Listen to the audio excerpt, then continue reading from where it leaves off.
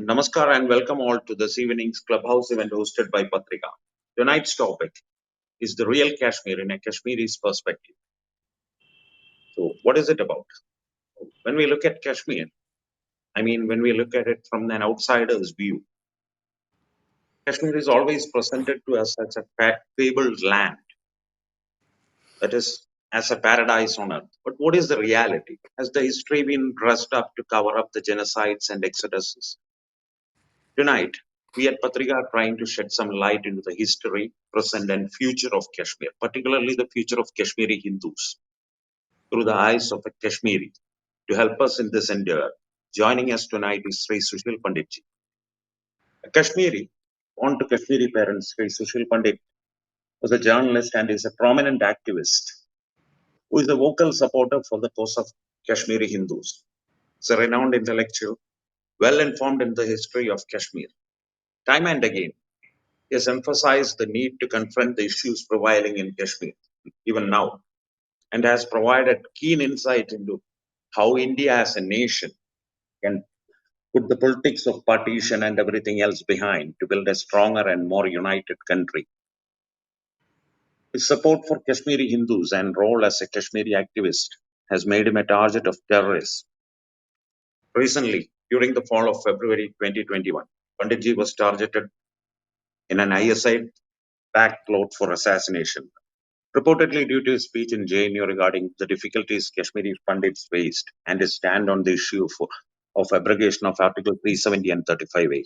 I heartily welcome Shri Sushil Pandit ji to this dais and request him to start the evening's procedures by providing us uh, an elaboration of the subject matter, that is Kashmir, its past, present, and future through the eyes of a Kashmiri, and to share his valuable analysis and thoughts.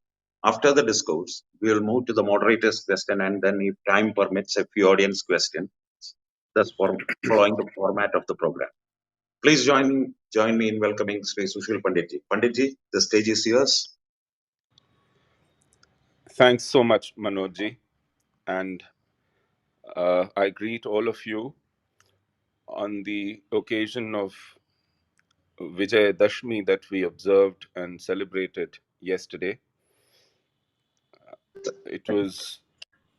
It is our festival of victory of virtue over evil, of dharma over adharma.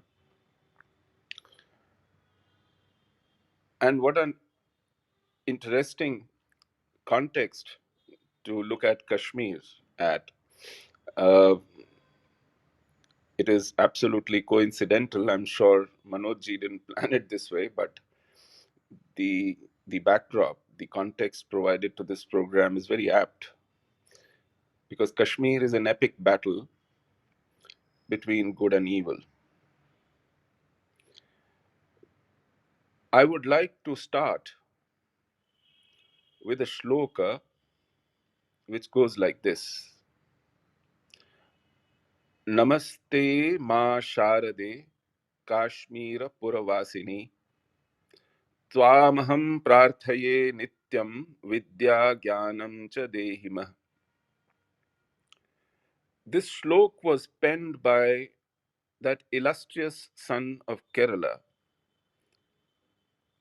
Adi Shankaracharya, Jagat Guru Adi Shankaracharya. In this context, if you look at Kashmir, you will see Kashmir differently. Manojji, when you were discussing about or introducing this topic, you referred to Kashmir as a paradise on earth. There is a couplet to that effect, and that couplet was written by Amir Khusro when he said, Ghar firdaus barruin zami ast, hami asto, hami asto, hami ast, which means Ghar firdaus, if paradise. In Persian, paradise is firdaus.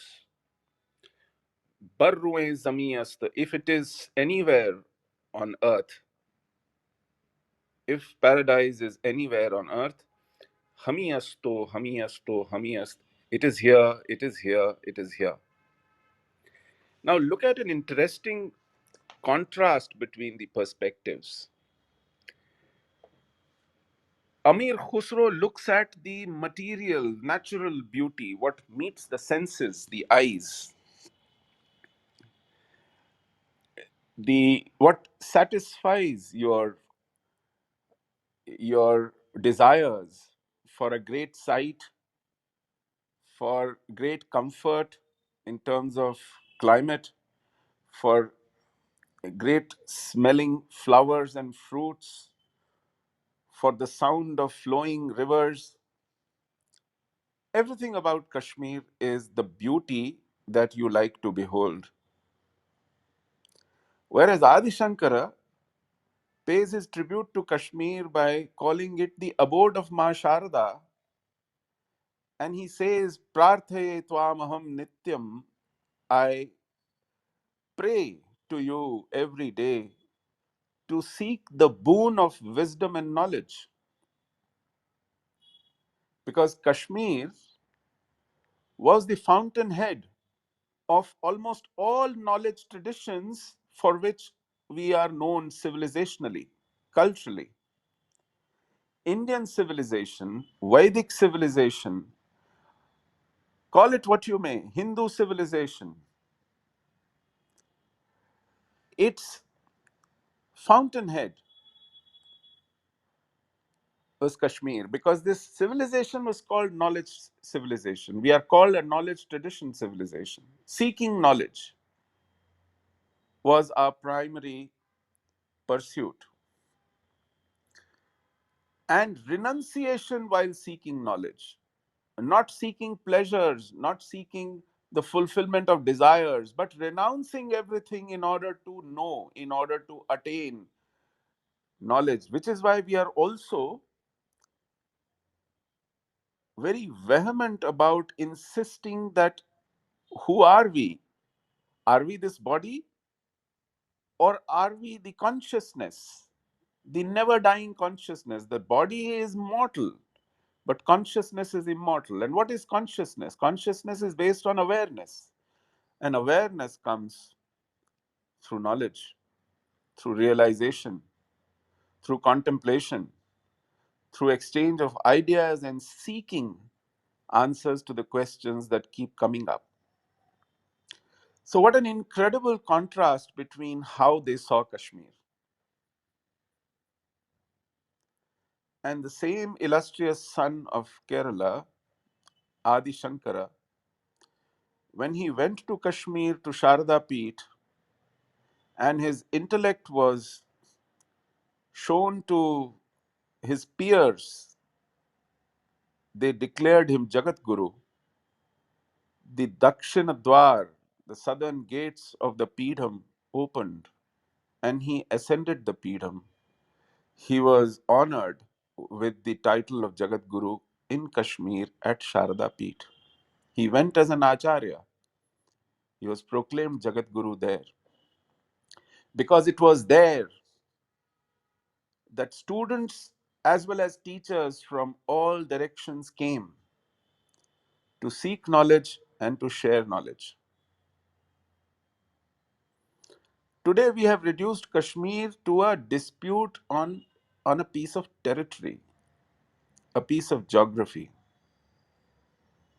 which is why we have very little pain about the propositions that why don't we give and take and settle it?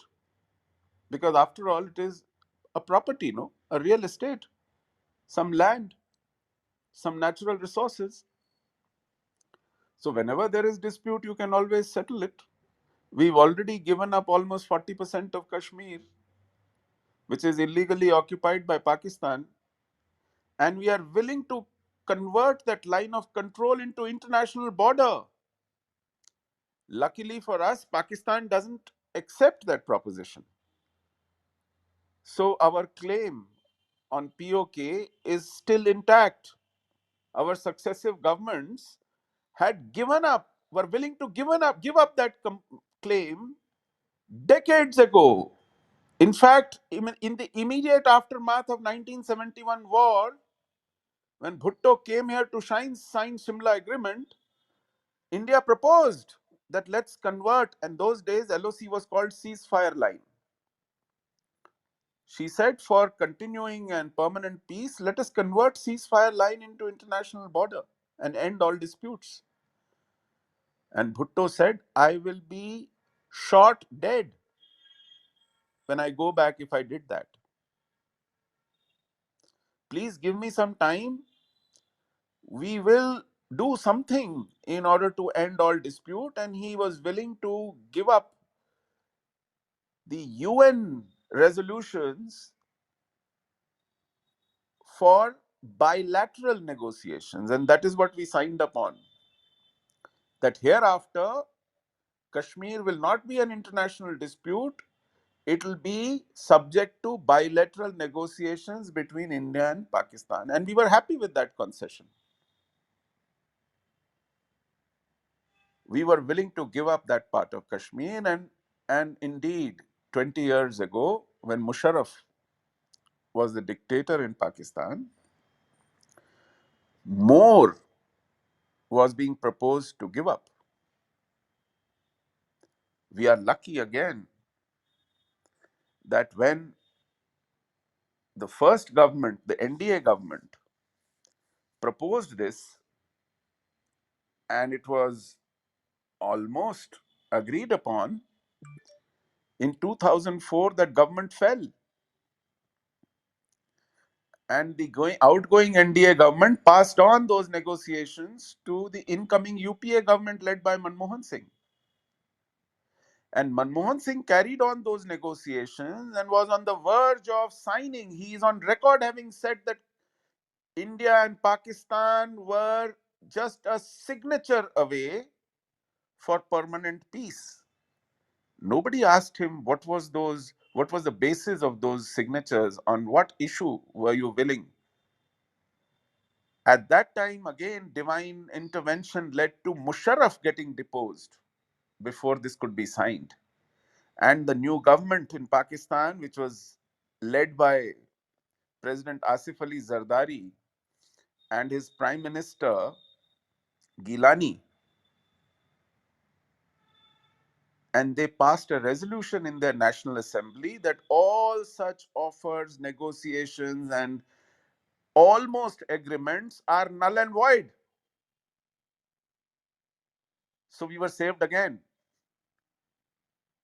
It is divine intervention that is saving us time and again from turning this dispute into a permanent settlement by which we would lose 40% of Kashmir to Pakistan, at least in our claim.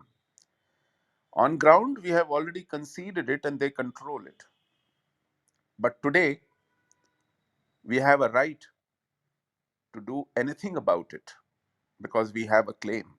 Our claim is intact. Our successive governments have, despite their best efforts, not been able to give up on that claim. And how easily do we do this? Because Kashmir, in present day context, is not a civilizational issue, is not a cultural issue, is not the issue of our identity, is not the issue of what defines us. It is reduced to merely a dispute of territory. Let me elaborate a little as to how it deals with our identity. Today, if you go anywhere in the world, to a foreigner, you say, I am an Indian, the first word that comes into his head is yoga. Yoga is perhaps the most popular marker of our identity anywhere in the world. And yoga is from Patanjali's Yoga Sutra. Patanjali, who was born in Kashmir, and he wrote his Yoga Sutras, Ashtanga Yoga, in Kashmir. Let me talk about music. Music is a very important marker of any cultural identity. There are two streams of classical music in India. One is called Hindustani classical, another is called Carnatic music.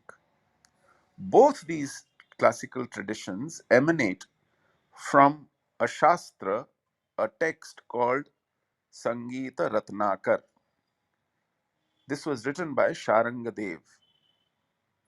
If you access that text in the very Pratham Sarga, in the very first shloka, Sharangadev introduces himself.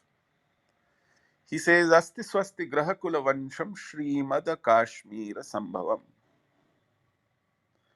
The graha, kula, vansha that I come from is respectfully and reverentially he refers to his motherland, his origins. And from there flow the music traditions, the Carnatic music style and the Hindustani classical style. Look at other aspects of our cultural identity. Let's say aesthetics, dramatics, poetics, literature, sculpture, architecture, all of it come from another extremely important text called Natya Shastra, written by Bharat Muni. Now, Bharat Muni's Natya Shastra is so important and so enriching a text about India that a lot of Sanskrit scholars like to call it the fifth Veda. They call it Natya Ved, not Natya Shastra. Today, in this day and age, to read it, to understand it, or to teach it, you need a commentary on this, which was written by Acharya Abhinav Gupta. It's called Abhinav Bharati. It is so important and so beautifully written that almost all scholars are unanimous of their view that even more important than Bharat Muni's Natya Shastra, the original text, is the commentary on that text written by Acharya Abhinav Gupta. So Abhinav Bharati is almost as important, if not more. And where was it written? In Kashmir. And who was Acharya Abhinav Gupta? A Kashmiri. All his life, he was born there, he grew up there, and he did all his intellectual pursuits there. Acharya Abhinav Gupta's Abhinav Bharati is not his best work or most representative work. He has done several other things. He wrote a treatise on the Ashtadhyayi of Panini, the oldest grammar of the oldest language, Sanskrit. He also wrote a treatise on Bhagavad Gita. He was a polymath. He wrote more than 40 authoritative texts, of which almost 20 are almost extinct. We don't know about them. They are not available. Why we know they existed is because the reference to those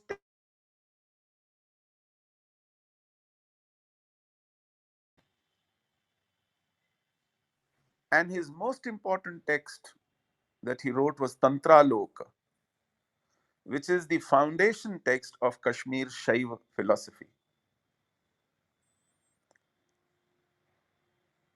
Panini himself was born barely 100 kilometers west of Kashmir Valley, called Swat Valley, which is under Pakistani control in Pak occupied Kashmir. This entire region was called Kashmir Gandhar Janapada, among the 10 Mahajanapadas, which included even Takshashila, which was another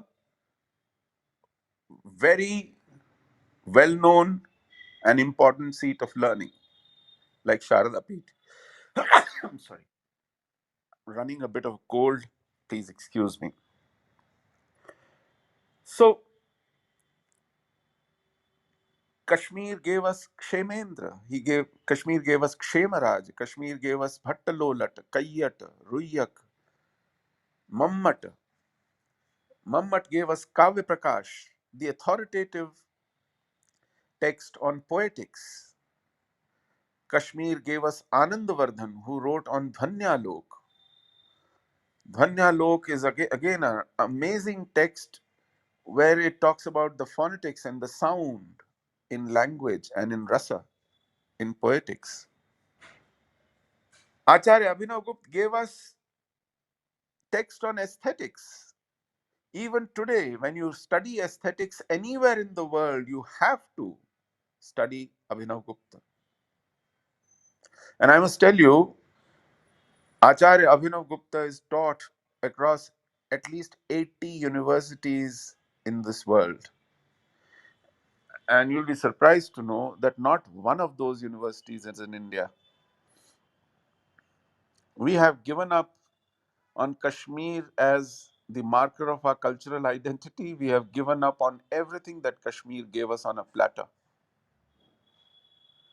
In fact, the Sanskrit scholars today feel and say that if you take out the texts written in Kashmir or by Kashmiris out of the body of Sanskrit texts available today, what will be left is anybody's nightmare. That is the contribution of Kashmir to our knowledge traditions, whether it is about timekeeping, which is Panchang, astronomy, about grammar, about literature, about poetics, about sculpting, about dance, about music, about mathematics, you name, about sciences, Ayurveda, yoga, Ashtang yoga is not just a philosophy or not just a set of exercises in terms of yogasana. That's just one of those 8 dimension yoga. It is a philosophy in itself. And Kashmir was philosophical traditions, not just the Vedic philosophical traditions or Hindu philosophical traditions, though I consider Buddhism as part of larger family of dharma traditions born in India. Even Mahayana Buddhism was born in Kashmir more than 350 years after Buddha. Philosophers like Nagarjuna, like Ashwaghosha, like Kumarajiva, like Padmasambhava were in Kashmir, who propounded Mahayana Buddhism and who took this Buddhism from Kashmir to Central Asia, to Tibet, to China, and to Korea and Japan. This entire belt practiced Mahayana Buddhism, whereas in Sri Lanka, in Myanmar, in Thailand, in Laos, in Vietnam, in Cambodia, which is Southeast Asia, you had Hinayana Buddhism or Theravada Buddhism. In Kashmir, Emperor Kanishk hosted a 6-month fourth Buddhist international where Buddhist scholars from all directions came and thought about Buddhist texts, Buddhist philosophical traditions, and Buddhist faith. This is what Kashmir is. And what do we know about it? What have we told about successive generations, our children, about Kashmir? And do we consider these factors of Kashmir before we sit and decide what is to be done with it?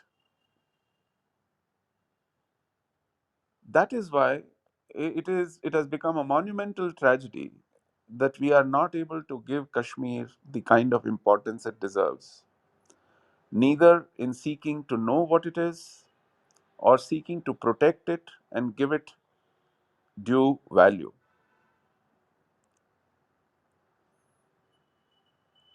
If I get into the history of medieval Kashmir, where Islam ravaged us, all but destroyed us, starting from 1339, when the first Sultan became the king, of Kashmir, I must tell you, Islam did not come riding a horse or wielding a sword or winning a war. The initial Muslims came there to seek refuge and to seek some economic benefits. It was much later that one of the refugees, called Shahmir, through palace intrigue, through scheming, and through splitting up the local natives and the native elite, was anointed a king.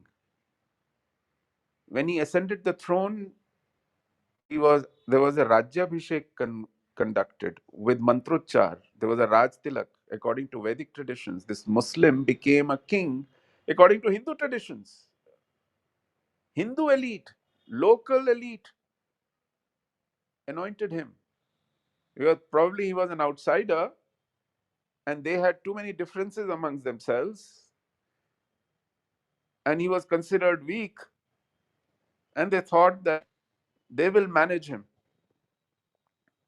But once he became the king, he started getting his own followers from outside, his own missionaries, his own soldiers, his own generals, and he began to convert. But it took him at least 5, 6 generations of kings. Sanskrit remained the language for more than 100 years after the first Muslim king took over. His fifth generation successor banished it and imposed Persian. Till then, they kept converting, kept killing, kept chasing us out.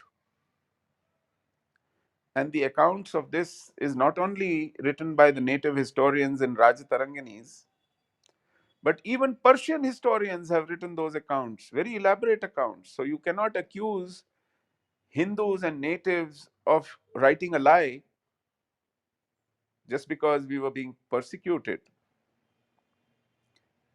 So Persian historians have written how elaborately they tried to convert, browbeat, use violence, killing, exiling, punishing those who refused to convert. Very elaborate account how they destroyed temples, how they destroyed our pilgrimages, how they destroyed an entire civilization. All this is well documented. And they managed to do it because India was fragmented into small little kingdoms, and they seldom came to each other's help. Though I must tell you, you must have heard of Mahmud Ghazni, who started attacking India in the beginning of this last millennium, about 1010 or so. And his last attack was in 1024, I think. He attacked Kashmir twice, once in 1015 and again in 1021. And both times, the Hindu king of Kashmir defeated him. His name was Sangram Raj. Our history tells us how this cruel king would win wherever he would go, would destroy temples, loot people, take them as prisoners to sell them in the slave markets of Central Asia, our women, our daughters, and our men, our very able, skilled men he took as slaves. But never does our history tell us where was he defeated and who defeated him. Our historians, since independence and before that, have fed us a list of defeats. They tell us about the battles of Panipat that we lost. They tell us about the battles of Palasi or battles of Mahmud Ghazni, Ahmad Shah Abdali, Muhammad Ghori. They don't tell us about the battles that we won. Sangram Raj gave him such a thrashing in the second battle that he did not even find a way to return to Ghazni. He was roaming around in the hills, hiding for 3 months before he could get away. And he swore never to attack Kashmir. You can read all about it. It's available now on the net. His name was Sangram Raj. I'm sure you haven't heard of him. I'm sure you must have now started to hear about Lalitaditya. His empire was bigger than that of Ashoka or Akbar, but he was never called the Great. Western historians call him the Alexander of the East, but Indian historians have completely covered him up, hidden him. He is a well kept secret of Indian history. Not just him, his entire dynasty, Karakota dynasty, has been whitewashed. Ruled from Kashmir. Kashmir was his capital. His empire stretched up to Caspian Sea, which is north of Iran in the northwest. In the east, it went up to the Pragjotishpur, which is the area of Brahmaputra in Assam. And the southern boundaries stretched up to Kaveri. He ruled at the time Rashtrakutas were ruling Maharashtra and areas of Gujarat today. The emperors of Kannauj and Ujjaini used to pay tribute to him. But the most important aspect of his empire was that he built this empire when Islam was spreading like wildfire all over the world, including India, and he held them at bay. You must remember, Islam entered India in 711 in Sindh. Muhammad bin was the first Arab barbarian who established a Muslim kingdom in India. Lalitaditya was born in 619. He became the king in 720. Now you know Islam entered Sindh in 711, but it reached Delhi only in 1192, 480 years later. Now you know what stopped their spread into India. But you will never hear about those heroic tales from our history and our historians. I'll confine to Kashmir. Kashmir remains again hidden in our history books. The way we Hindus civilizationally were tormented, converted, killed, and exiled regularly for about 500 years, 5 centuries. First by the rulers of Shahmir's dynasty, the sultans, and then the Chak dynasty. These were Shia fighters from Dardistan, which is part of Gilgit. And they were defeated by Mughals. Akbar extended the Mughal Empire into Kashmir. And after Mughals were in decline, the Pathans of Afghanistan in 1752, the Durrani Empire, invaded and won Kashmir. Only in 1819, Maharaja Ranjit Singh could liberate Kashmir from Pathans and we could breathe a little easier. But by then, we were already reduced to barely 15% of the population in Kashmir Valley.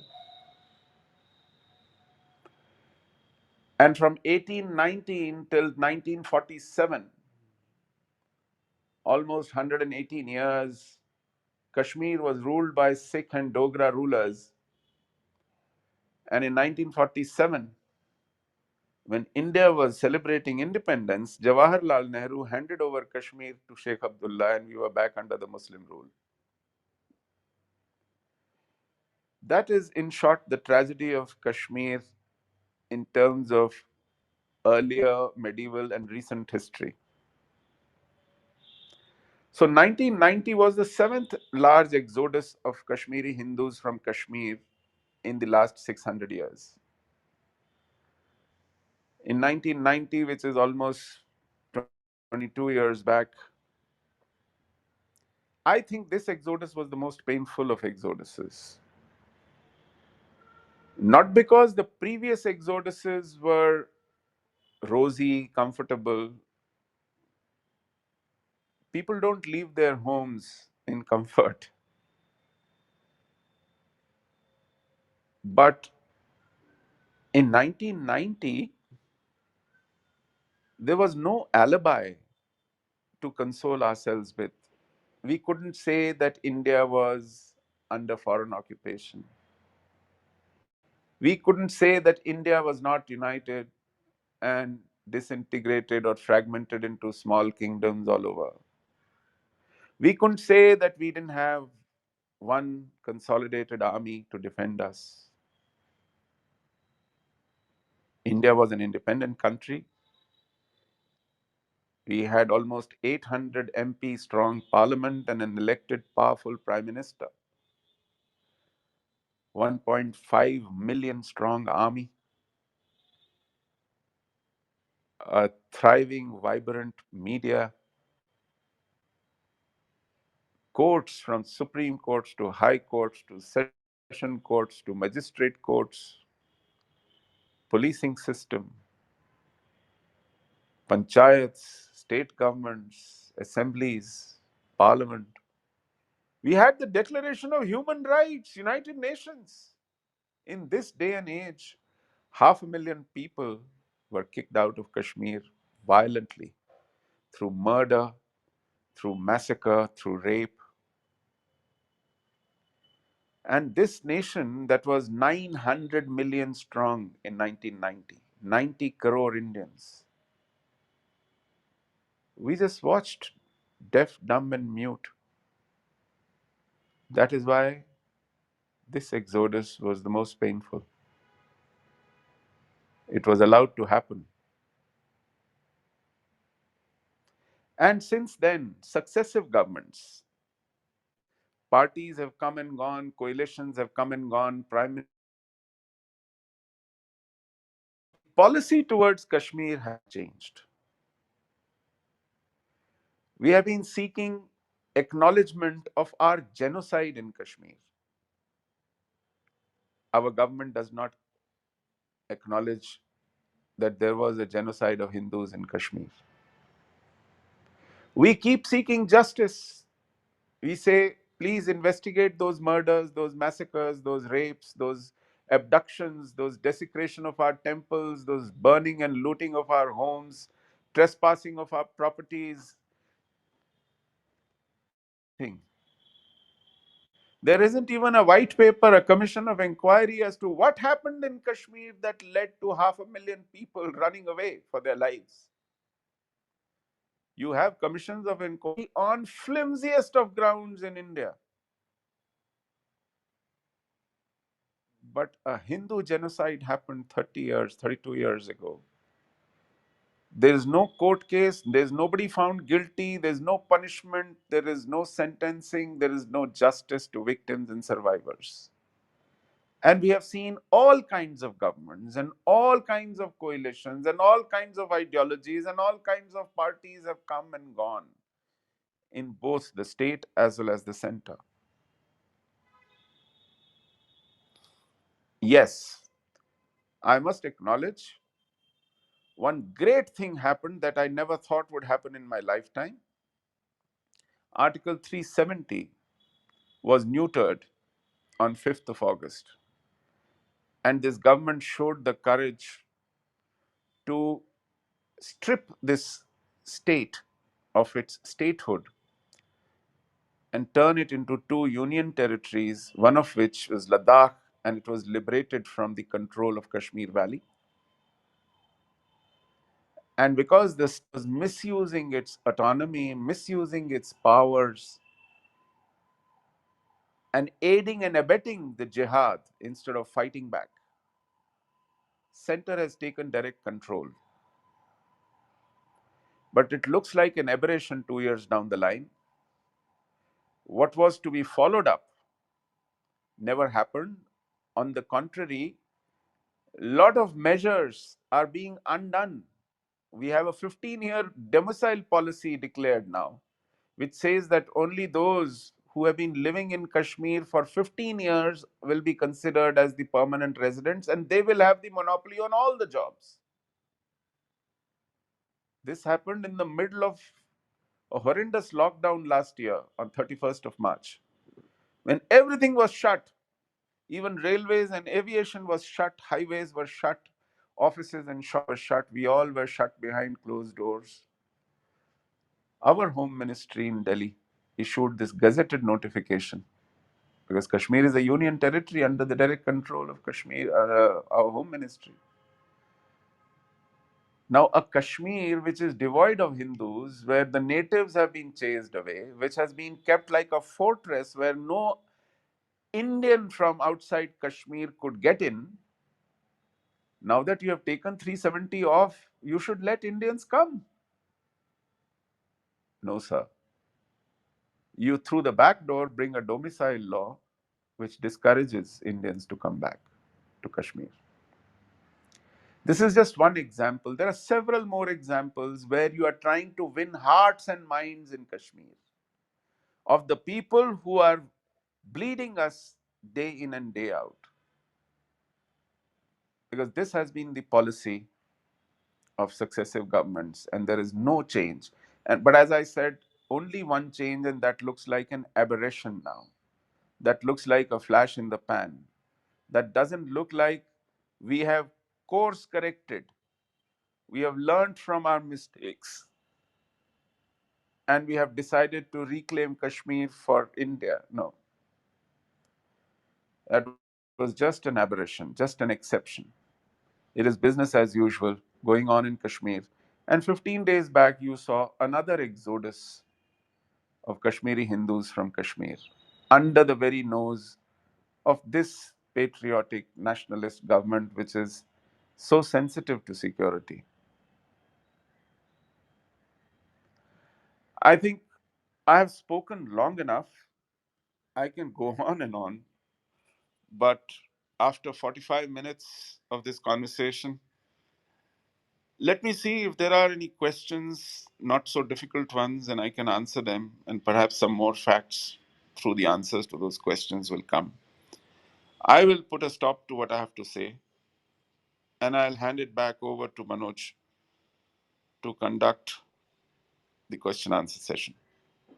Thank you so much for your patience and your presence. I'm grateful for this opportunity. Thank you, Panditji. To start with the questions, I'll start from the latest developments, and then I think, with your permission, we'll go back to the history. But the abrogation of Article 370 and 35A, you just spoke about it. That was a good thing. But the domicile law that came afterwards, the Gazette notification that came afterwards, kind of neutralized the proceedings. And what is the solution for this one? Is it a governmental solution, or is some kind of protest from the Kashmiri side is required? In your point of view, what is the solution? Panditji? I can hear you. I must, first of all, insist and urge, before you start looking for solutions, we first need them. You must come on a common page in defining what the problem is. Because unless you define the problem, and that gives you the context for articulating a solution. What is in your problem? And I'll tell you what the solution is. The problem from the point of view of an outsider is that I'm just talking about the Kashmiri Hindus. As you spoke from the medieval times of Kashmir, history of Kashmir, Hindus have become a minority even before the exodus of 1990 happened. And after the exodus of 1990, they have become the minor minority, to No, put it they're in a not perspective. minor minority. We were minor minority. We have become extinct in Kashmir. You can Yeah, count on, yes, you can count. We are less than 1,000 left in Kashmir. 1,000 there. So if it has to be a balanced union territory or state of India, from an outsider point of view, the population or the demography should be balanced. It is totally not even unbalanced. It is tilting towards one side completely at this moment. That seems to be one of the main problems. See, that is the manifestation of the problem. You know, Okay. the demography has become lopsided. It is the outcome of a problem. It is caused by the problem is jihad. What we Yeah. face in Kashmir is an unrelenting, ruthless, bloody jihad. Jihad against Hindus, jihad against a Hindu majority India. We face this unrelenting, ruthless jihad, and no government, no leadership, no administration is willing to accept it. The secularism comes in the way. The hypocrisy of secularism forces us to define this problem as disaffection, alienation, lack of jobs, lack of development, lack of education, poverty, opportunity. We are inventive about all kinds of alibis, but refuse to acknowledge that what we face there is jihad. It is in their slogans. आजादी का मतलब क्या ला इलाहा इल्लल्लाह is their slogan. यहाँ क्या चलेगा निजामे Mustafa is their slogan. La Garbiya, La Sharkiya, Islamia, Islamia is their slogan. The instruments of this entire movement, Lashkar-e Tayyaba, it means army of the pure. Where does it draw these words from? An Islamic vocabulary. Jaish-e-Muhammad, which means the brigade of Muhammad. Where does it draw its identity from? Islamic identity. Hizbul Mujahideen. Hizb is party. Ul of Mujahideen, the party of Mujahideen. Where does it draw its nomenclature from? Islam. And Mujahid is a soldier who's fighting jihad. Who coordinates activities among these three is a body called United Jihad Council, UJC. It is based in Muzaffarabad, headed by Sayyid Salahuddin. So they call it a jihad. They call their soldiers Mujahid. They have named their outfits after Islamic names. They recruit soldiers in the name of fighting jihad in Kashmir. They proclaim it from the rooftops as to who we are and what are we here for. But we refuse to accept what they call themselves who they are. This is the level of hypocrisy. This is the level of falsehood that we insist on speaking to ourselves, because it compromises an identity, and our secularism doesn't have the good enough digestion system to stomach it. So we invent lies.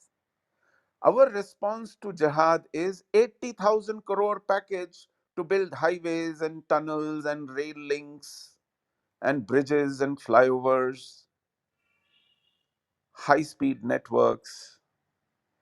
Our response to jihad is we will recruit 50,000 new employees in the state government. Our response to jihad is we will pave your roads with gold. We will make you the most prosperous community in the country. Our response to jihad is that we spend per capita from the central outlay 10 times we spend on per capita in UP. We pay a ransom to jihad in order to buy peace. That is our response.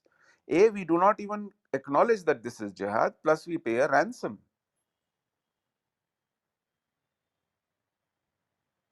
So, when we are unwilling to diagnose the problem for what it is, our prescription and our solutions will be as lopsided, as mad, as laughable as they are. If you acknowledge that this is jihad, then you will not declare unilateral Ramzan ceasefire when the enemy says that Ramzan is the month for shahadat and we will kill and engage, because if we sacrifice ourselves in this pious month, we will get a business class travel to Jannat. We, in our idiocy, say, no, no, no, no, this is a pious month for you. We will not engage in any encounter, any search, any cordon, any checks. We will leave you free. And our soldiers get killed in the process. Our civilians get targeted in the process. This is the level of madness to which we have descended, government after government. So when somebody asks me for solution, I tell them, first of all, please stop looking after the Hurriyat leaders as your sons-in-law. In a right to information RTI, when we checked with Government of India in 2018, how much money are you spending on Hurriyat every year? The answer was, we've spent in the last 5 years 600 crores on their hotel bills, on their air tickets, on fuel for their cavalcade of cars, on their security, and on their petty expenses. And this does not include the money they have spent on getting them free treatment in best of the hospitals in India and abroad. This is government of India. This government of India. So where is the solution? You first stop feeding the problem.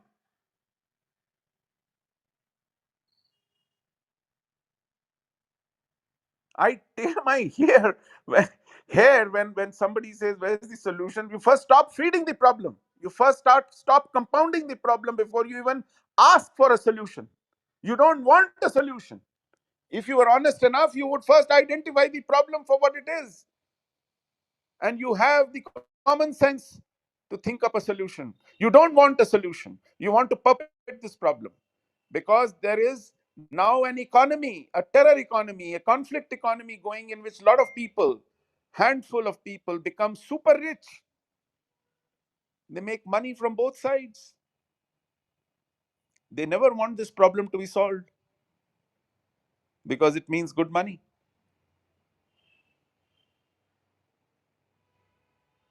So kindly stop feeding the problem, stop compounding the problem before you even start talking about a solution, is how I would respond to Okay. your question, sir. All right. All right. Thank you, Panditji. That was very eloquently and precisely put.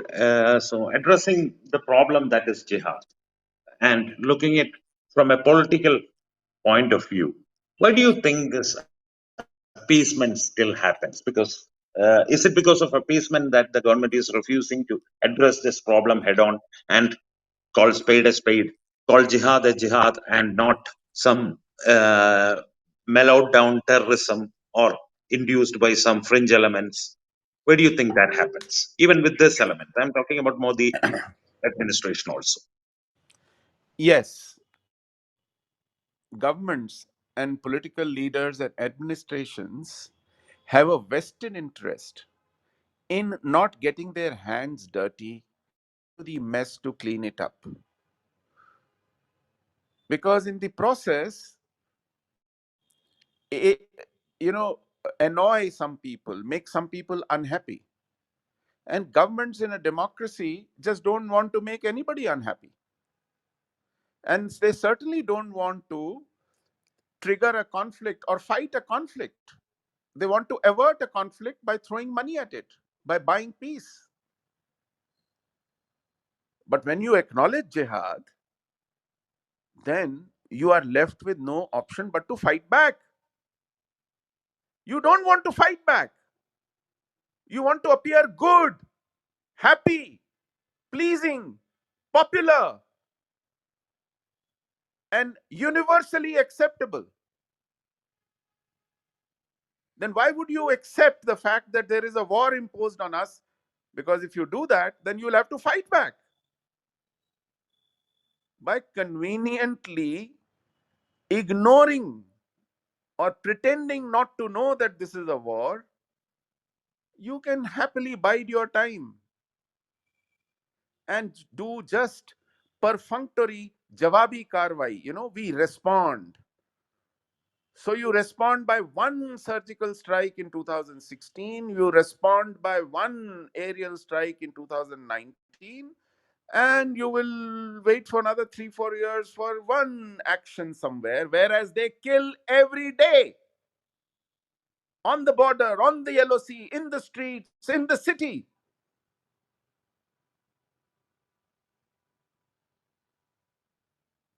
You want to avert a fight. That is why you want to appease, you want to buy peace, you want to keep begging and growling that kindly don't target us, kindly spare us. See, target China, they are doing so bad to Muslims. Why are you targeting us? We are keeping you so happy. We have never declared any war on you. We are begging for peace, for mercy. We don't want to fight this conflict. We want to get away without a fight. We want the world to fight this for us. Can you imagine? We want the world to declare Pakistan a terror state, but we will not declare Pakistan a terror state ourselves. I'll give you a very interesting example, Manojji. On 5th of August, when our parliament resolved to neuter Article 370 and turn Kashmir into 2 union territories, you know how Pakistan responded? Pakistan expelled our High Commissioner Ajay Bisaria. In 24 hours, they called him and said, "You are persona non grata and you have 24 hours to leave." Then they called him again and said this was not humiliating enough. They called him again and said, "No, we are expelling you."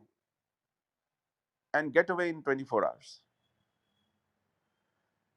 This is what they did when Indian Parliament, in an open debate, using jurisdiction, using parliamentary procedure, amended our constitution, which is our right. And Pakistan expels our High Commissioner. I would like to ask you, did we ever expel Pakistan High Commissioner in your living memory? We didn't expel their High Commissioner for hijacking into Kandahar. They took away all those released terrorists into Pakistan. We know this. There was pictures. They were welcomed in civic reception in Pakistan. Did we expel their High Commissioner? No. Did we expel their High Commissioner on Kargil? No. Did we expel their High Commissioner for Mumbai attacks? No. Did we expel their High Commissioner for Pulwama? No. Did we expel their High Commissioner for Uri? No. Did we expel their High Commissioner for Pathankot Air Base attack? No. Did we ever expel their High Commissioner for anything? They expelled our High Commissioner.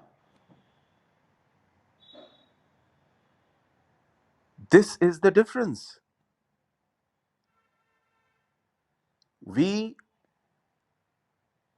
may be a nuclear power, and we may be a 2.5 trillion economy. We may be a nation of 1.25 billion, but we act far, far lower and weaker than that. You know how your neighboring Maldives dealt with India till few years back. You know how our small neighbors deal with us. You know what we have reduced ourselves to. We are ourselves responsible for this. We do fight elections using very, very big slogans, but when it comes to conducting diplomacy and translating that, we are happy for some symbolism, but never willing to go the whole hog.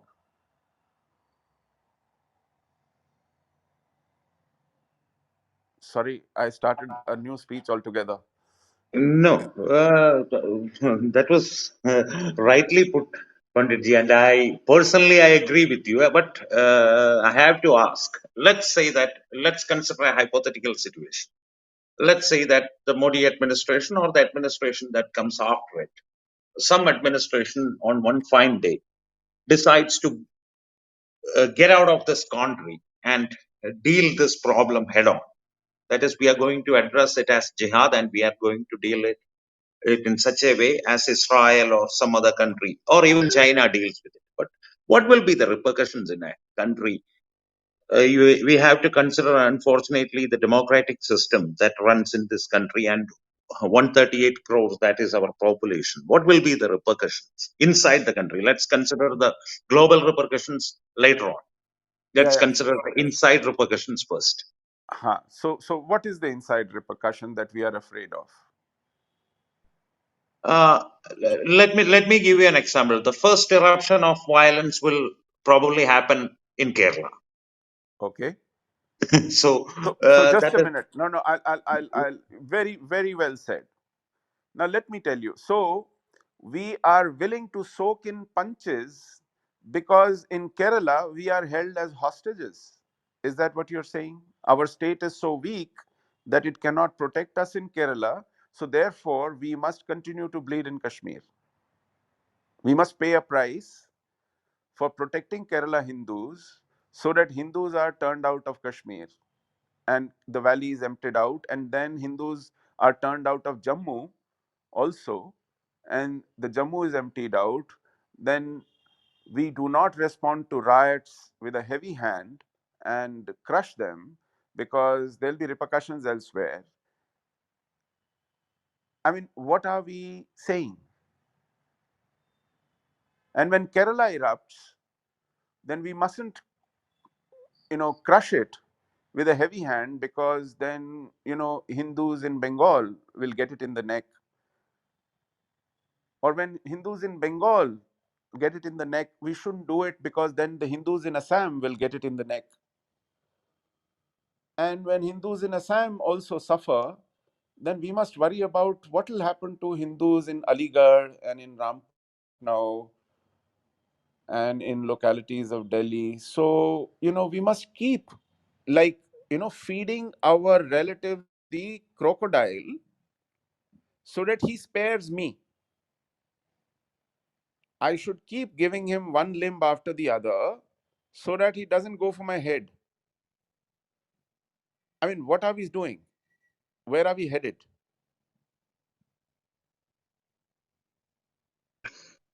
agreed, Panditji. But the thing is, let's say that we are deciding to, our administration, the government is deciding to deal jihad in Kashmir head on, and violence erupts in Kerala. Bengal, Assam, and the And it administration had to be slowed it down. crushed. Yeah, it will be crushed. Wherever And violence emerges, that violence has to be brutally, ruthlessly crushed. There's no scope for violence in a democracy. If you are held hostage by potential violence, then as a country, we are dead today. We will not be dead a few decades later. We are dead today. agreed, agreed. And let's say that we are crushing the violence with the iron hands, the inside violence. How will the repercussions be at the borders, and how prepared are we to deal with it, We are in your point of absolutely prepared. Our chief of the army staff has said we are ready to fight a 2.5 front war. And 2.5 front war means we can fight Pakistan, China, and the enemy within. We are capable of it. view? Yes, The point is, it is not the capability, Manoj. It is not the capacity, Manoj. It is the mindset.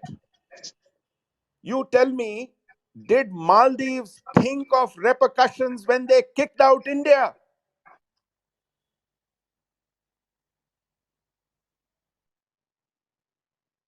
Did they think of repercussions? no, they didn't.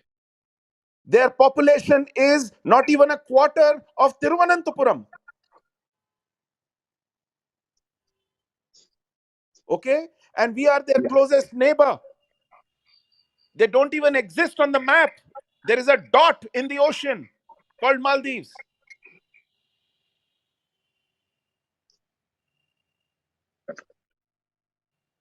Because agreed, in their head, they knew they can take us on, they took us on.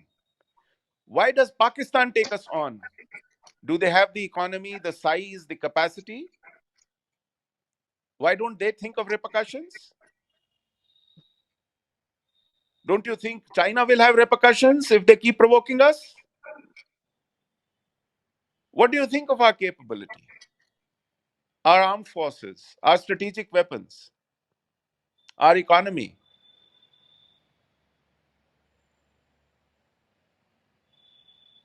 agreed, You know, I'm telling you, Manoj ji, the battles are not fought and lost or won on the battlegrounds. In Afghanistan, Taliban did not win in Kandahar, in Jalalabad, in Kunduz, in Mazar-e-Sharif, in Herat, in Kabul. They won in Doha, across the table. America lost it without firing a bullet.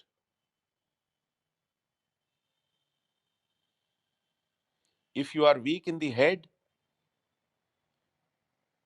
even a ragtag force of 35, 40,000 can take on 500,000 army with best weaponry, technology, training, money, resource, whatever. If you are weak in the head, then you have no business surviving. Then you should be dead today than tomorrow.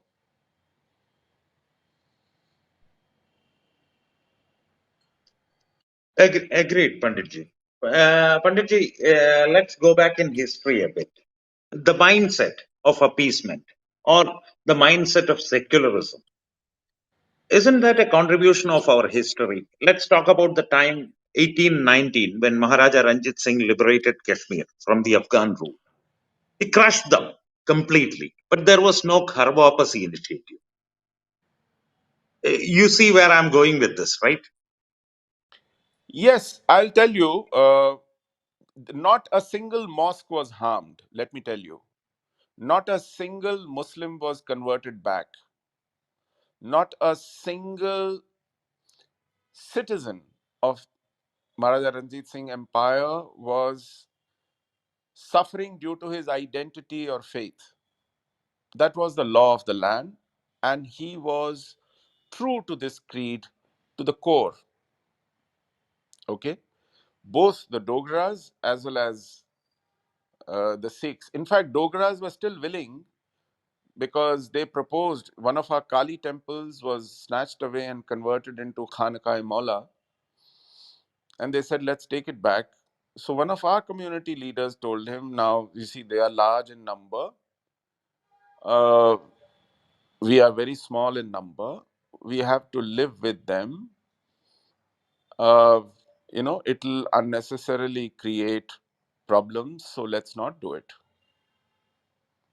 So Dogra kings did not reconvert that temple, but they did repair some of the destroyed temples. They did reconstruct and renovate various other temples which were completely destroyed and decimated, but were not captured and converted. To that extent, yes. But, I won't call it appeasement. I would call it being fair. We did not do tit for tat. We were not violent with them. We were not unjust and unfair with them. Okay? But what we are doing today is monumental appeasement. You just have to Google scholarship to Muslims in 2018-19. You will know that more than 5 crore scholarships were given by 19 ministries of central government in 2018-19, of which 80% went to Muslims, 7.5% went to Christians. Hindus got less than 4%. Plus, this is not the only thing. When it came to offering interest-free loans to businessmen and entrepreneurs, special institutions were created for minorities only. To conduct business in India, the most expensive resource is capital. Nothing else. In this country, capital has to be, even banks give you at 18%, and non-banking informal loans are available at 30, 40, 50%. If you give interest-free loans, you are driving out non-Muslim businessmen out of business. This is not all. Then there is a coaching program for competitive exams. You want to become an IAS, you want to get into engineering, you want to get into medicine, you want to get into architect, you want to get into law, competitive exams, you need coaching. Lakhs of rupees get spent in coaching per head. Government says, for minority students, we will pay the fee.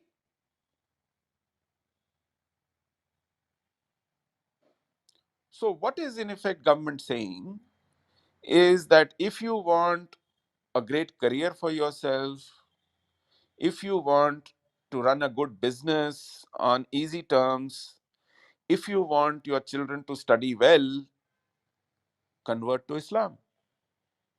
That's the message. This is what missionaries did, When they converted, they said, we'll give you admission in our convent school, we'll give you free treatment in our hospitals, we'll give you this and we'll give you that, and rice bag and all that. Now, the job of converting Hindus with their taxpayer money, at least missionaries were getting dollars from US, from Baptist churches, paying for our own conversion through our taxpayer money. Our government is out to convert us. You call it appeasement? I call it a proselytizing state.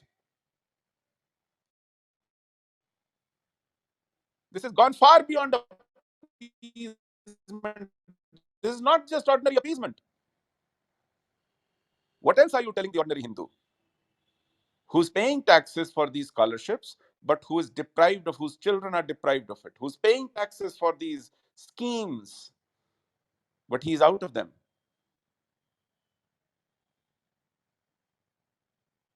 And these schemes, these governments that are the government that's ruling us now, the government that won the mandate in 2014, won those elections telling us that we are discriminated against, that Hindus are facing a discrimination in their own country.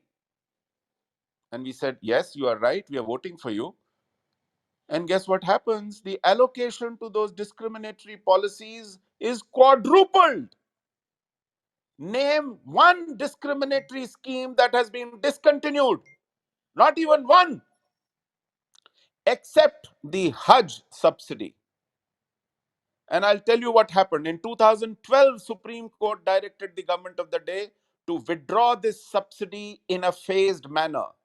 And they put a deadline of 2018. So it was under the orders of Supreme Court that Hajj subsidy was gradually withdrawn. No credit to this government.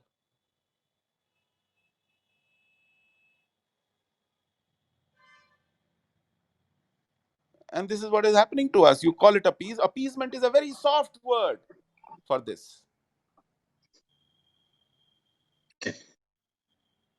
Agreed on that point too, Panditji. Now, let's put aside the administration for a moment and let's talk about the mindset of Hindus. Any negotiation, the basic rule is that it is, particularly when it comes to state diplomacy or the vote bank politics, it is won from the point of, from the position of strength. Are we Hindus in not in Kashmir because of the demography, across the breadth of India, length and breadth of India, in a position to negotiate for our rights? At least to say that don't take our taxpayer money, the money that we pay as taxes, and use this for appeasement or empowering the jihadis. To put it plainly, are we in a position of power? No, of What is course your not. point of view? Of course not. Who is in the position of that power? I mean, we are such a small number. If you include all Kashmiri Hindus, and even those families where, the daughter has married a non-Kashmiri or the son has married a non-Kashmiri, you add even those families include, we are not even 1 million. In a country of 1,300 million, we are not even 1 million.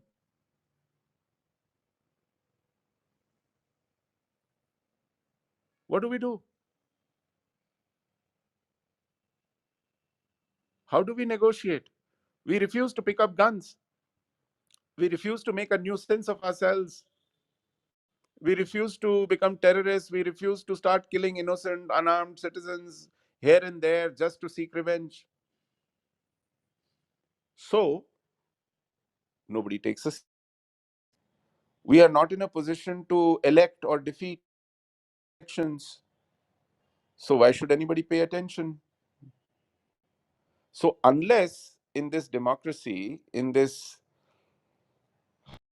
should I call it a perverse democracy, where you are heard only if you are in a position to defeat or elect someone, or you wield the gun and you are capable of shooting at will, irrespective of consequences. Nobody cares to listen. Nobody wants to even understand or know whether you live or die.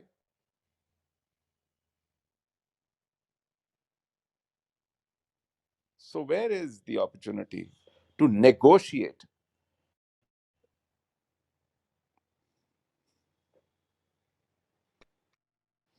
Great, Sushilji. Sushilji, with your permission, we are joined by T.G. Mohandas, sir. He's Pathrika's guide and philosopher, and he's a media person and expert commentator from Kerala. So, with your permission, I'm going to him for his views, a Welcome, Keralite's view on the Kashmir issue. T.G. Mohandas, sir. Sushil Pandit ji has joined us. Welcome, sir. welcome, Mohandas ji. Namaste, Sushil. Namaste. There is no separate Kerala view on Kashmir. It is and it must be an all India view. And I must say that the rest of India has failed the people of Kashmir for quite some time, for quite long. They have been crying in wilderness. They were running helter skelter. Few of them are my friends. I have attended a few conferences in Delhi of people who have migrated from various parts of Kashmir. Generally, you call them Kashmiri Pandits. I'm not sure. All our Pandits or Dogras are also there. So many people were there. So I know their plight in close quarters. In fact, they themselves started forgetting what happened to them because people lives have to go on. They forget their next generation started living in Delhi, Himachal Pradesh, etc. Then the generation next is going on now. So as the generations pass by, you somehow you find an equilibrium in your life and settle somewhere and move on. But that is no solution for the problem. They lost their land. They lost their home. Most of the Malayalis will understand. How do you feel when you are away from home? Because majority of Malayalis are working in Gulf countries, foreign countries, and other parts of India. So you know what happens when you are in a distant place and you don't have a home at all. You are thrown out of your home overnight. Somewhere in 1990, lakhs of people have to run in the cold of January and in the night, day, and untold miseries were committed on them while the administration was looking at the other side. Everybody knew what is happening in Kashmir, but everybody feigned ignorance. Everybody was speaking about Kashmiriyat, Jamhuriyat, Insaniyat, all sorts of slogans were floated, but the common man was starving. He didn't have a home. He didn't know where to go, what to do. And such atrocity perpetrated on a community, and the rest of India was watching. Leave alone the administration, even common people were, they didn't care what is happening to their own brothers in Kashmir. So it's a sad story. I have followed the celebrity Sunanda Pushkar. She belongs to Dogra community. Okay, whatever happened in her life, she happened to be the second or third wife of a great politician, Shashi Tharoor.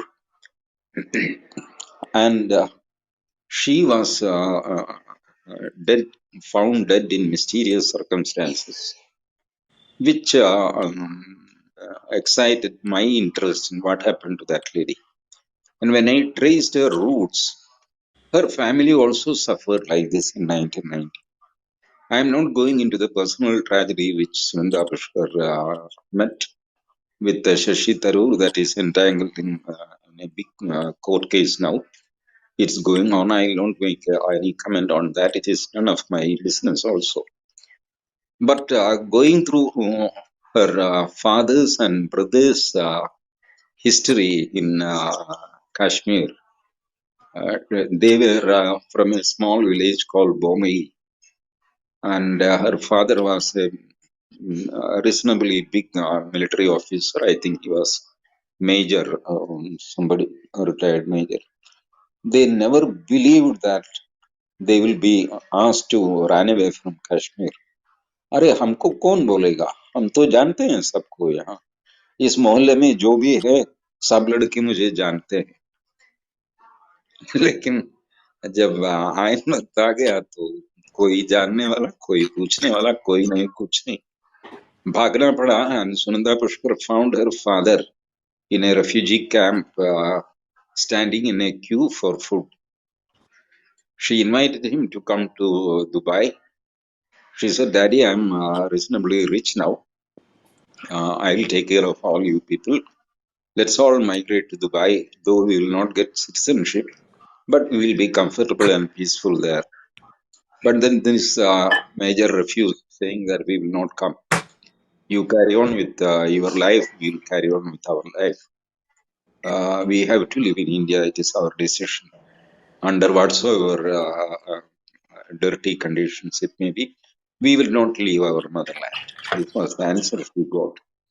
Anyway, I told you this story just to show an example of how even powerful retired military officers were thrown out of their villages, driven out of their home.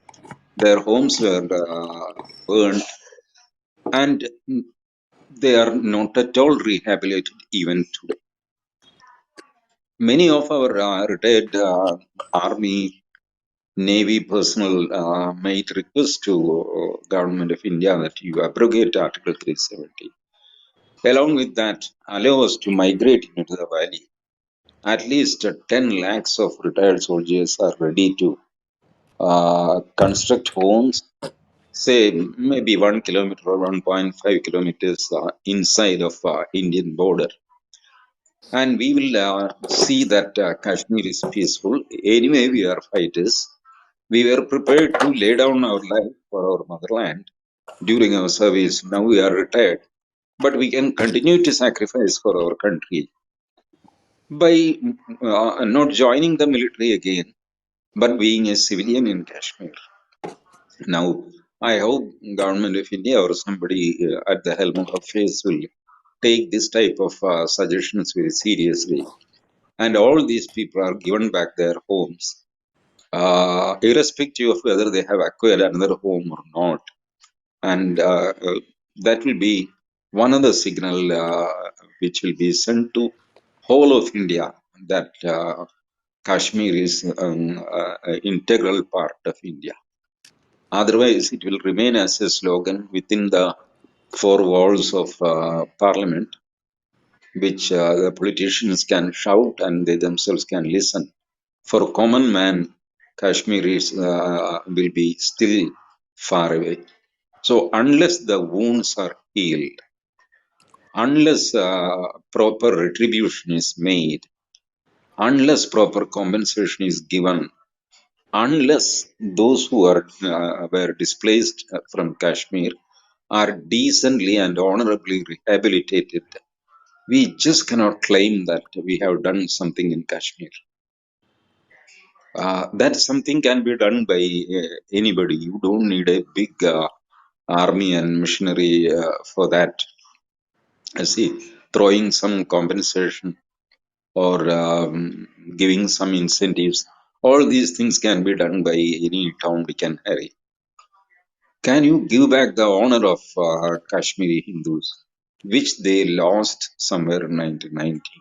Or they were losing even before that, ever since the advent of Mufti family in the valley. These tragedies started.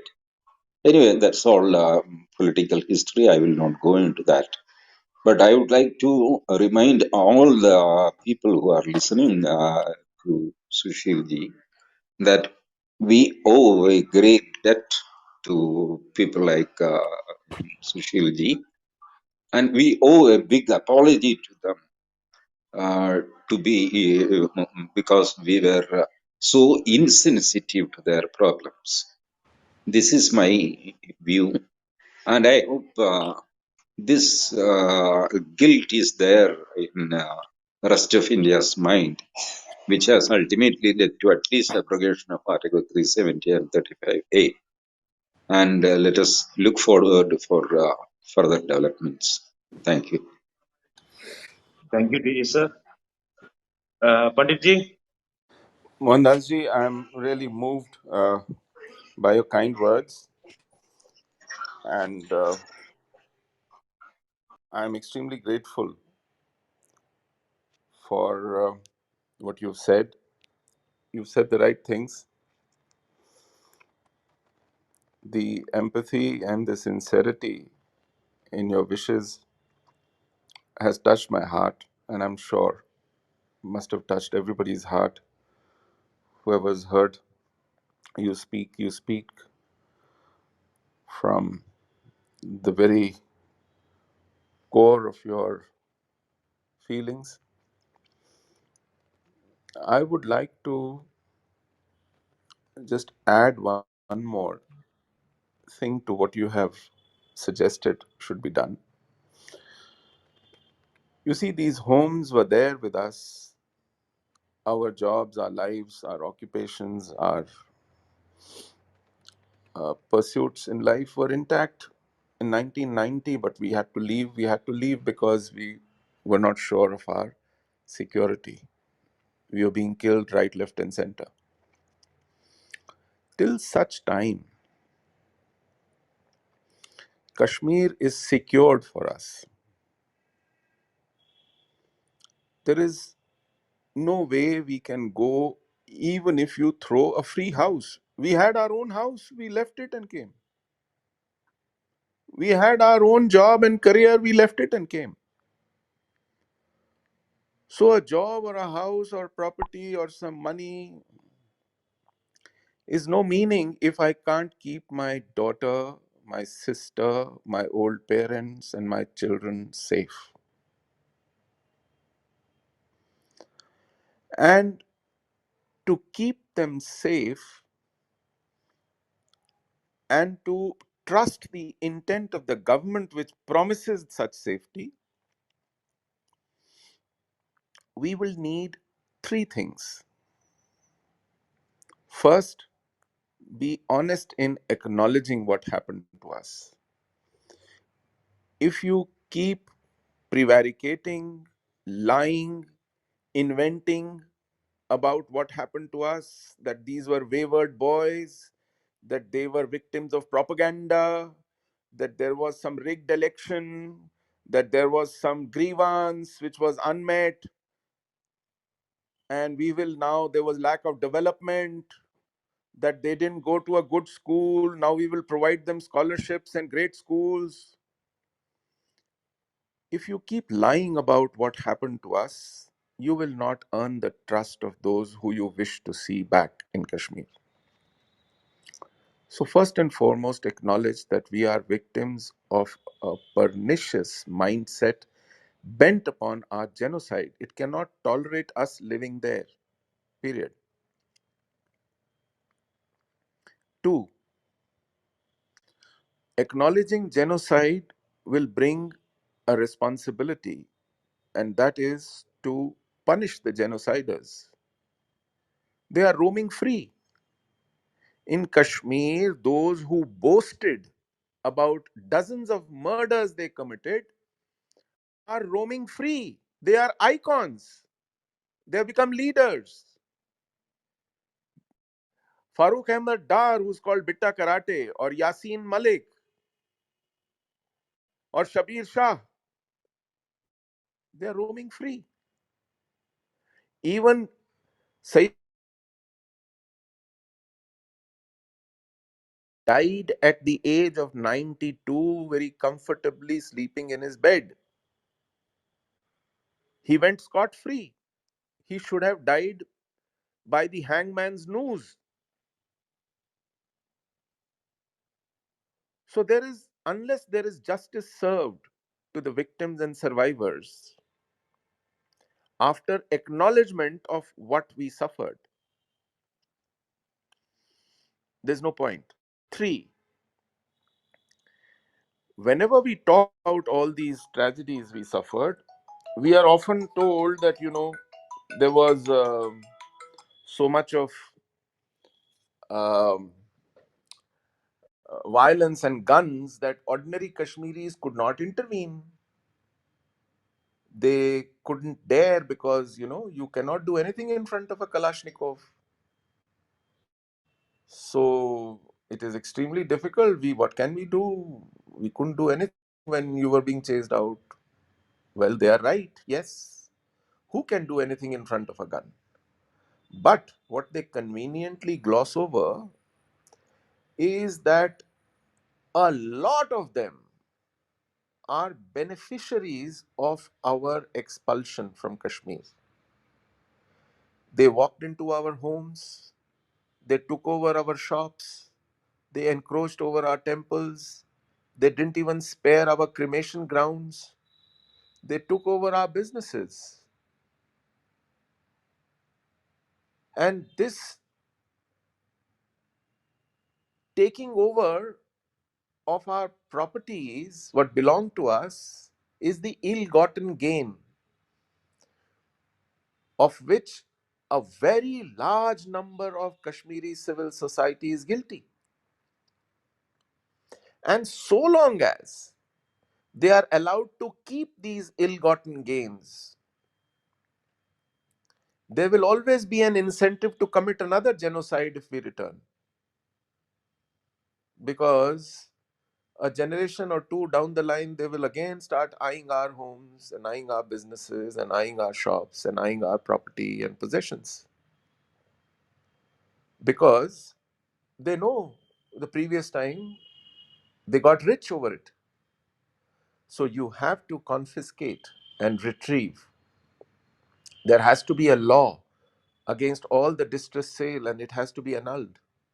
So movable property, I cannot retrieve, the ornaments or whatever else, cash, but land, homes, immovable property, which always gets transferred on a piece of paper with value put in. If the value is not right, please scrap that deal, because people in distress sold their properties for a fraction because they didn't have money to eat, to treat, for medicines, for education of children, for marriages, nothing. So, beneficiaries of this jihad and our genocide, it's a large class, and the benefits have to be retrieved by the government if the justice is to be served. And fourth important thing is, now we will not go back to be scattered thin across the valley and be treated like hostages, sitting ducks for another violent mob to come and kill us. We need you, please earmark an area for us. We call it Panun Kashmir. You divide the Kashmir Valley into two union territories. One for us, the victims of genocide who were evicted from Kashmir. We will run our affairs. We will create a new smart city. We will create our own farms. We will run our own police stations. We will run our own hospitals. We will run our own institutions. We are very good at it. We've done it all over the world. We have to now start living together as a community to rebuild it, to reteach our children the language, to reclaim that life which is slipping away, is all but gone, to revive a tradition. For that, we have to live together in one safe zone, which we can viably defend. That we call Panun Kashmir. Panun in Kashmiri language is called our Kashmir. So we need our Kashmir in the Kashmir Valley for us to return. These four conditions have to be met, and any government short of these four will be considered insincere if they insist that we go back, irrespective. Thank you. Thank you, Panditji. Tejas sir, would you like to add anything to that? No, I will not add now. Let the Okay. discussion progress. Let's see.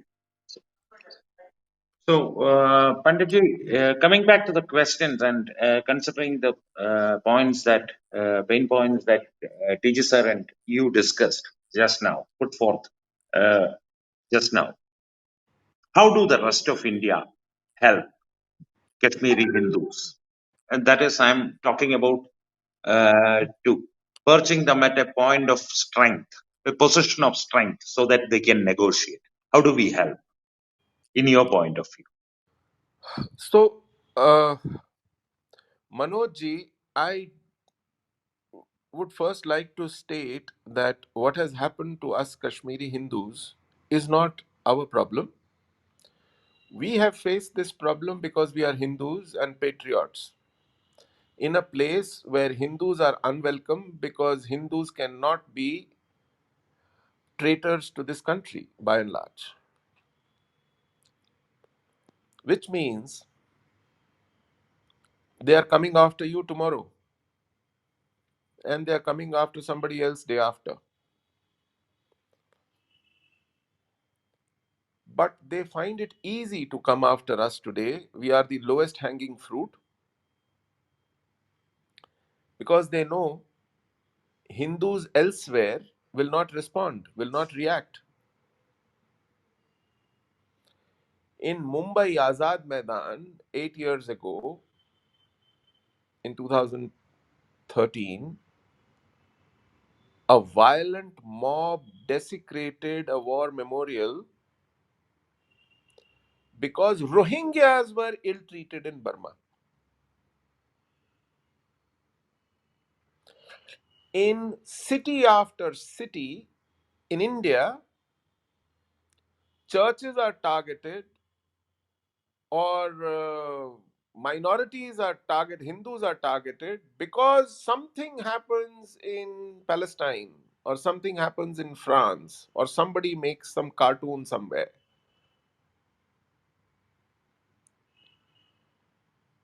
Unless we start connecting with each other as brothers and sisters bound by common culture, identity, civilization, and nationhood,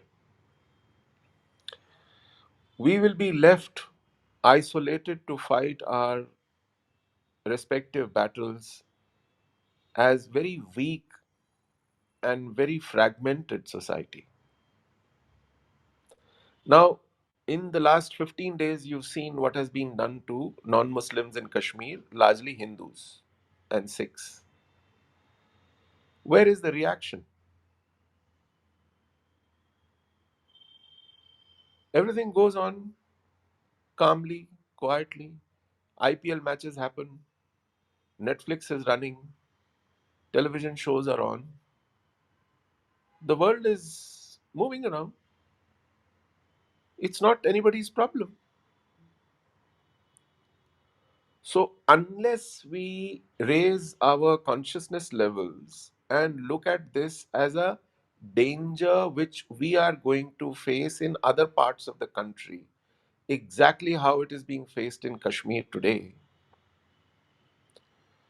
we will all meet the same fate sooner or later. So, we have to identify with this problem as our problem.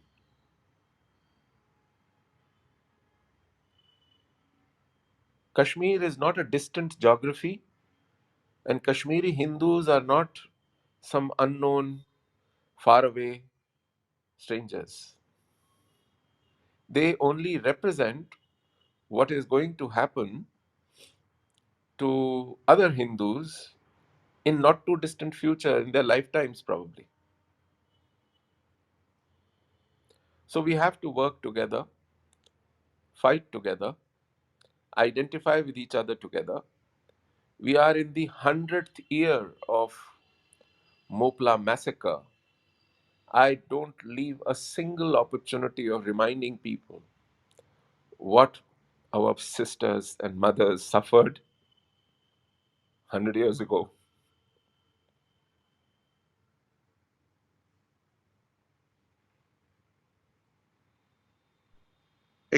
Agreed, Panditji.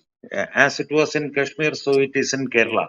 Agree with you completely. But the political demographies, how do we, or the political situations, how can we affect that as a united population if we unite at any time?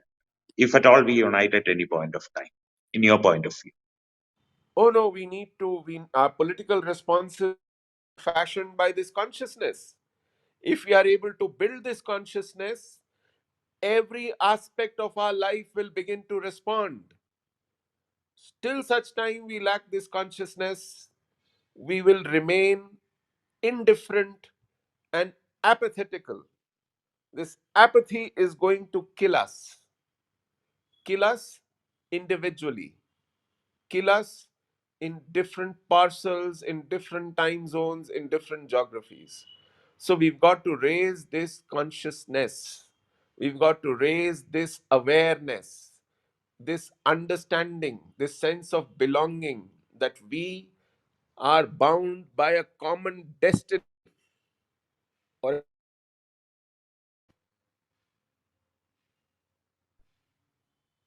Panditji, yes, uh, we lost you during your last line. I said we have to raise the levels of consciousness, of awareness, of realization that we are bound with a common destiny, or else we are finished. Great, Panditji.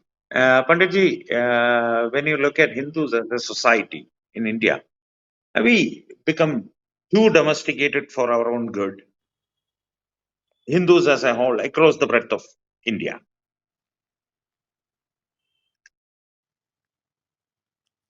Panditji? Yes, I can hear you.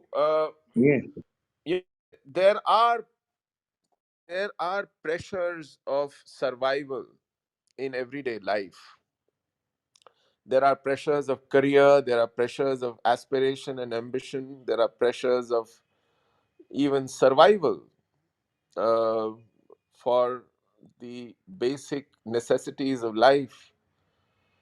Um, and if we are completely bogged down in that of individual personal ambition, then we will not be able to think as a group, as an identity, as a nationality, as citizens. We will never be able to raise our consciousness levels to that larger, bigger purpose in life. And that is going to be the biggest poison we will consume. We cannot. How do we look at ourselves? Who are we? Where are we headed? These are some basic questions, and we need to tell our children, we need to tell our fellow citizens that we have suffered far too much as localized small groups, and we need to realize this, that we keep getting hit, we keep getting robbed, we keep getting killed because we do not resist and respond together. We must realize this. If Hindus of Bengal were fighting for their lives, where was the outrage in rest of India? And it happened less than 2 months back. Am I wrong? Where was the outrage? When women were being dragged by their hair just because they identified with one particular ideology or party. Some may have put a flag on their house, some may have worn a badge on their shirt. And if this is good enough reason to burn down the houses, to break the legs and arms, to kill, to rape, and rest of the country just watches in horror, then it will embolden all those who contemplate such acts of heinous crime. It will encourage them. So